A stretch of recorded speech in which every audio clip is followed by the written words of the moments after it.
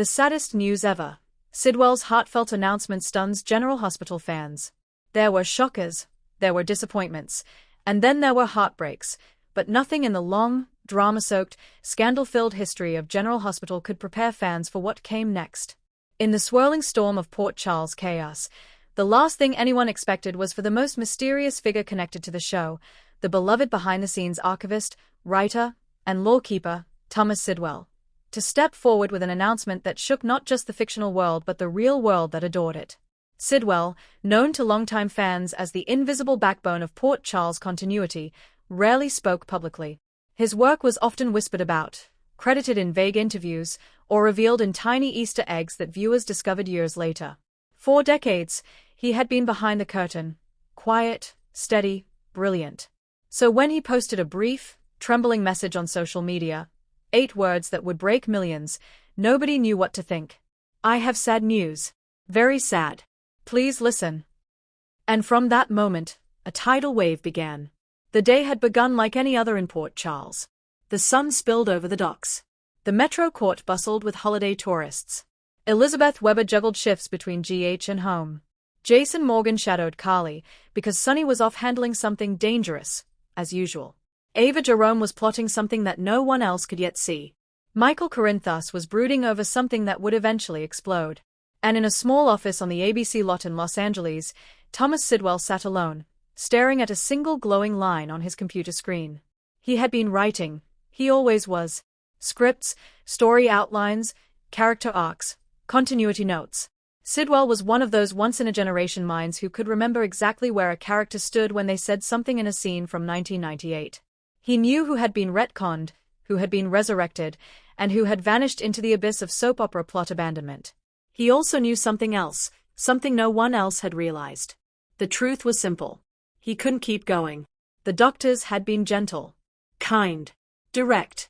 The prognosis was not a matter of if, only when. He could hide it for a while, but the show he'd loved since he was a kid deserved better than half his mind, half his strength, half his heart. And so did the fans. He leaned back, breathed deep, and closed his eyes. "Just tell them," he whispered to himself. But how do you tell millions of strangers, who feel like family, that you're stepping away from the universe they adore? That the stories you've nurtured all your life are no longer yours to hold? When he opened his eyes again, he typed the final words of his announcement. And hit post. Within minutes, literally minutes, Twitter ignited. Then Facebook. Then Instagram. Then TikTok. Then the fan forums, faster than wildfire. Thomas Sidwell breaking news. Sidwell's heartfelt announcement. The saddest GH update in years.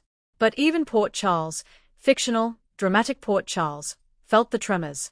Because the writer's room heard first, and writers are storytellers, and storytellers don't stay quiet for long. Inside the fictional universe, something strange happened. Scenes felt heavier. Characters paused longer. Conversations lingered on themes of love, loss, legacy, and gratitude. It wasn't obvious at first, but longtime viewers noticed instantly. It was as though Port Charles itself mourned for the man who had guided it for decades. Even the actors felt it. Jeannie Francis was on set filming a quiet scene at the hospital chapel when she learned what Sidwell had announced. Her phone lit up during a short break. One message turned to 10. 10 to 50. The cast group chat exploded. "Did you see it? Is it real? Please tell me it's not what I think it is." Jeannie stepped aside, away from the lights, away from the hum of cameras and crew members, and read the announcement slowly, carefully. He wasn't returning after January. His health wouldn't allow it. He was retiring permanently. He thanked everyone. He loved GH more than anything. Jeannie closed her eyes. She remembered when she first met Sidwell. He must have been in his mid-20s, shy, nervous, overwhelmed to be working on a show where Luke and Laura's storyline had practically defined a cultural era. He had asked her one of his famously hyperspecific questions. "Do you remember in the 1981 Ice Princess arc when you held the diamond and said?" She had laughed gently and replied, "Thomas, I barely remembered what I had for breakfast." Sidwell remembered everything. He cared about everything. She felt tears pressing behind her eyes. The director called her back to set. The scene was simple. Laura lighting a candle for someone unseen, whispering a prayer for guidance, for strength, for hope. But today, it wasn't Laura praying. It was Jeannie. And it was for Thomas Sidwell. Laura Wright wasn't supposed to cry in the scene she was filming that day. Carly was angry, furious, and she had every reason to be. The script told her to storm into Sonny's old penthouse and lash out at Jason for hiding yet another secret. The stage lights came up. The cameras rolled. She marched across the room, slammed the door, turned toward Jason. And choked. The tears hit instantly, without warning. Steve Burton froze in place. "Hey, are you okay?" She shook her head and whispered, "It's Thomas." Everyone grew quiet. Even the boom operator lowered the microphone. Because everyone knew. Every actor had been given iconic lines that Sidwell had written quietly behind the scenes. Entire character arcs existed because Sidwell had fought for them. He had once written a 12-page single-scene monologue for Carly, explaining why she would walk through fire for her family. Laura wiped her face, nodded at the crew, and took her place again.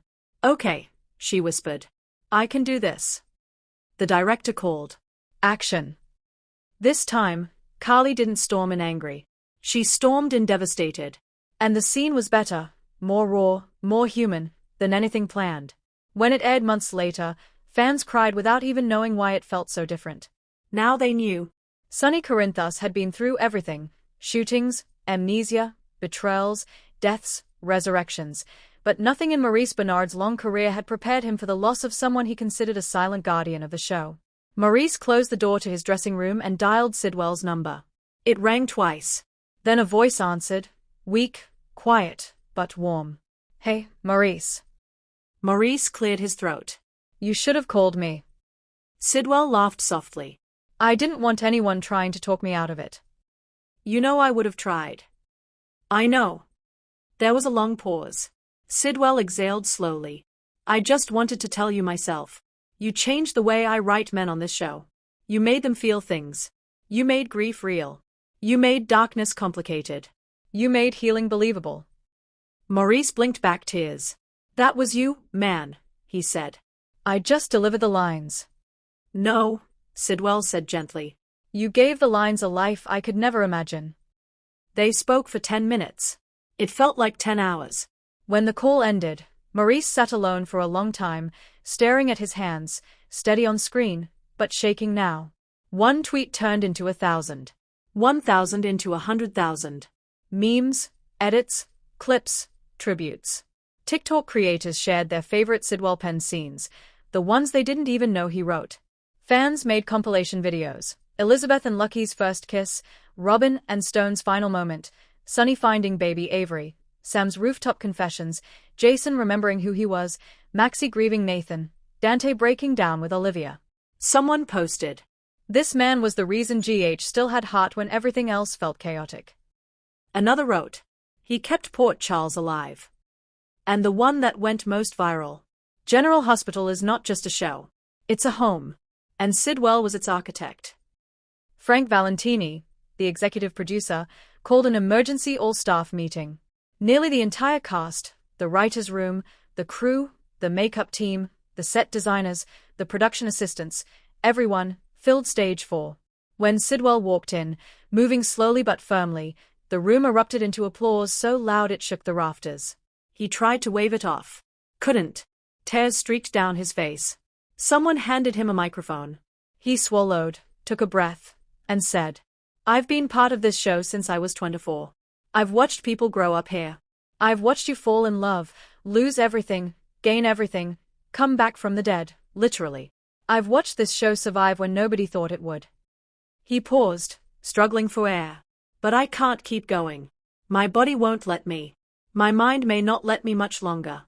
But I need you to know something very important." He held the microphone with both hands. "This show is bigger than me. It always has been. And it will continue long, long after I'm gone. Because of you. Because of the fans. Because of the love inside this room." People cried openly. Even veteran crew. Sidwell smiled softly. "My only regret," he whispered, "is that I won't get to see how beautiful the future becomes." Within 48 hours, fans began demanding, loudly, passionately, insistently, that ABC create an official archive of Sidwell's contributions. It would include scripts, commentary, behind-the-scenes stories, interviews, and interactive timelines of Port Charles history. Frank Valentini met with the network. The network agreed. Sidwell was stunned. "No one's ever done something like this for someone like me," he said, trembling. "That's the point," Frank replied. "You've never been someone like you. You've always been the heart no one could see." In the weeks that followed, viewers began noticing a new pattern in the writing. Characters were talking about memory, about time, about gratitude. These weren't ordinary GH episodes. They were love letters. Ava Jerome's chilling monologue about the difference between fear and legacy. Anna Devane's quiet reflection on the people she'd lost. Finn's tearful confession about wanting to leave something meaningful behind. Sonny's shocking pause in a conversation, one unscripted tear falling as he spoke about angels we don't see but who walk with us every day. These weren't coincidences. They were tributes. Every scene, every line, every tear, every pause. A farewell from the writers. A farewell from the actors. A farewell from Port Charles itself. He arrived early. He always arrived early. The stage was dark. Empty. Quiet. He walked through the sets slowly. The Quartermain Mansion. The Metro Court dining area. Kelly's. General Hospital's nurses' station. He touched each one gently. "This place raised me," he whispered. At noon, the cast lined up in two parallel walls, more than 90 people, forming a path from the soundstage door to the exit. Sidwell stepped into the walkway. Applause began. Soft at first. Then louder. Then thunderous. He walked slowly, tears falling freely. Actors hugged him. Crew members held his hands. Writers whispered thank yous. Extras bowed their heads. Veterans saluted him. At the very end of the line, Jeannie Francis stood with a candle, the same prop from the chapel scene. "For you," she whispered. He held her hand. "Thank you," he said. "For carrying this show with grace." "You carried it with heart," she replied. That evening, Sidwell recorded a short video. He sat beside a shelf filled with GH memorabilia, scripts, props, photos, old VHS tapes. His voice was soft, but his eyes shone brightly.